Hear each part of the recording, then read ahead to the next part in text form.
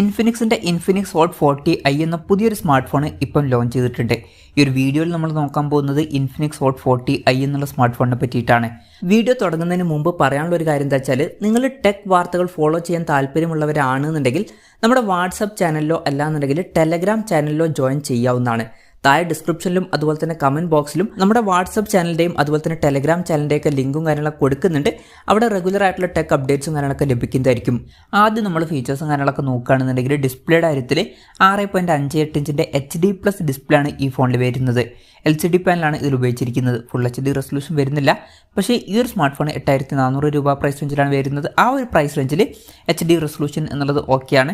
പിന്നെ punch hole design കൊടുത്തിട്ടുണ്ട്. Punch hole വരുന്ന ടോപ്പ് സെൻറ്റർ ഭാഗത്തായിട്ടാണ് ഈ ഒരു പ്രൈസ് റേഞ്ചിൽ പഞ്ചോൾ വരുന്നു എന്നുള്ളത് നല്ലൊരു കാര്യം തന്നെയാണ്. അതുപോലെ തന്നെ 90 Hz റിഫ്രഷ് റേറ്റും സപ്പോർട്ട് ചെയ്യുന്നുണ്ട് ഈ ഒരു പ്രൈസ് റേഞ്ചിൽ. അതും എടുത്തു വരേണ്ട ഒരു കാര്യമൊക്കെ തന്നെയാണ്. പിന്നെ ഈ ഒരു ഫോണിൻ്റെ പീക്ക് ബ്രൈറ്റ്നസ് വരുന്നത് 480 nits ആണ്. അപ്പോൾ ഡിസ്പ്ലേ ഫീച്ചേഴ്സ് മൊത്തത്തിൽ നോക്കുമ്പോൾ നല്ല ഡിസ്പ്ലേ ഫീച്ചേഴ്സ് വരുന്നുണ്ട് എന്ന് പറയാവുന്നതാണ്. HD റെസൊല്യൂഷൻ മാത്രമേ ഉള്ളൂ എന്നുണ്ടെങ്കിലും പഞ്ചോൾ ഡിസൈനും 90 Hz റിഫ്രഷ് റേറ്റൊക്കെ ഇതിൽ കൊടുത്തിട്ടുണ്ട്. ഈ ഒരു പ്രൈസ് റേഞ്ചിൽ അത് എടുത്തു വരേണ്ട കാര്യങ്ങൾ തന്നെയാണ്. പിന്നെ side mounted finger print sensor ഈ ഫോണിൽ കൊടുത്തിട്ടുണ്ട്. ഫോണിൻ്റെ വെയിറ്റ് വരുന്നത് 190 ഗ്രാമാണ്. തിക്നെസ് വരുന്നത് 8.3 mm ആണ്. പ്രോസസ്സറിൻ്റെ കാര്യം പറയുകയാണെന്നുണ്ടെങ്കിൽ unisoc T606 എന്ന പ്രോസസ്സർ ഈ ഫോണിൽ കൊടുത്തിട്ടുണ്ട്. 8400 രൂപ പ്രൈസ് റേഞ്ചിൽ ഇത് തരക്കേടില്ലാത്തൊരു പ്രോസസ്സറാണ് എന്നൊക്കെ തന്നെ പറയാവുന്നതാണ്. പിന്നെ 5G സപ്പോർട്ടൊന്നുമില്ല, മാക്സിമം 4G സപ്പോർട്ടാണ് ഇതിൽ വരുന്നത്. ഈ ഒരു ഫോണിൻ്റെ ബേസ് വേരിയൻറ്റിൽ 4GB റാമും 128GB ഇൻറ്റേർണൽ വരുന്നുണ്ട്. അത് നല്ലൊരു കാര്യം തന്നെയാണ്. 8GB റാമും 256GB ഇൻറ്റേർണലുമായിട്ട് വരുന്ന ഒരു വെർഷനും വരുന്നുണ്ട്.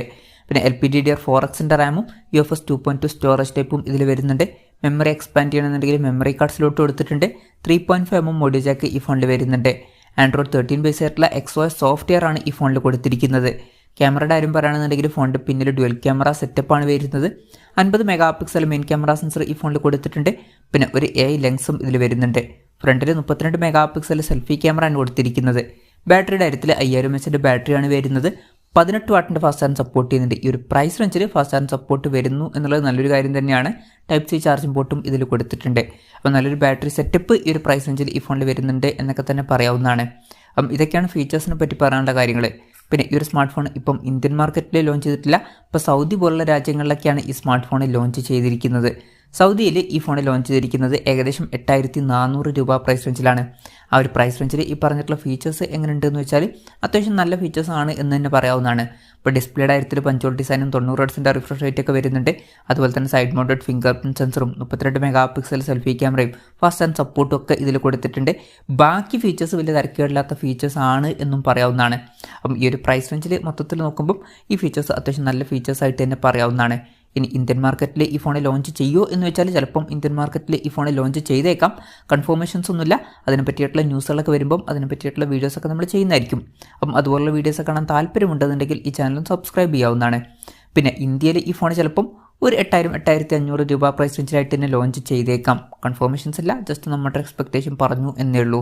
എന്തായാലും ഇൻഫിനിക്സ് ഹോട്ട് 40i എന്ന സ്മാർട്ട് ഫോണിനെ പറ്റിയിട്ടുള്ള നിങ്ങളുടെ അഭിപ്രായം ജസ്റ്റ് ഒന്ന് കമൻറ്റ് ചെയ്യുക. അതുപോലെ തന്നെ ഈ ഒരു സ്മാർട്ട് ഫോൺ ഇന്ത്യൻ മാർക്കറ്റിൽ നിങ്ങളേത് പ്രൈസിങ്ങിലാണ് എക്സ്പെക്റ്റ് ചെയ്യുന്നത് എന്നുള്ള കാര്യം കൂടി ജസ്റ്റ് ഒന്ന് കമൻറ്റ് ചെയ്യുക.